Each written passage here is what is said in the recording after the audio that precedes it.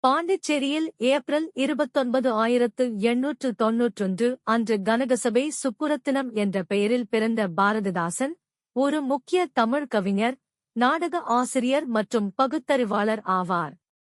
சுப்பிரமணிய பாரதியின் படைப்புகளால் அவர் ஆழ்ந்த தாக்கத்தை ஏற்படுத்தினார். அவருக்கு பாரதிதாசன், பாரதியின் சீடர் என்ற பெயரைப் பெற்றார். பாரதிதாசனின் இலக்கிய படைப்புகள் அவற்றின் வலுவான சமூக மற்றும் அரசியல் கருப்பொருள்களுக்காக அறியப்படுகின்றன. தமிழ் தேசியம், சமூக நீதி மற்றும் பெண்கள் உரிமைகளுக்காக வாதிடுகின்றன. திராவிட இயக்கத்தின் தீவிர ஆதரவாளரான அவர், பகுத்தறிவு மற்றும் சாதி எதிர்ப்பு கொள்கைகளை பிரச்சாரம் செய்ய தனது கவிதை மற்றும் நாடகங்களை பயன்படுத்தினார்.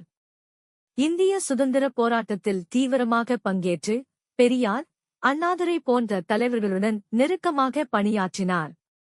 தமிழ் இலக்கியத்திற்கு பாரதிதாசனின் பங்களிப்புகள் அவருக்கு சாகித்ய அகாடமி விருது உட்பட எண்ணற்ற பாராட்டுகளை பெற்றுத் தந்தன.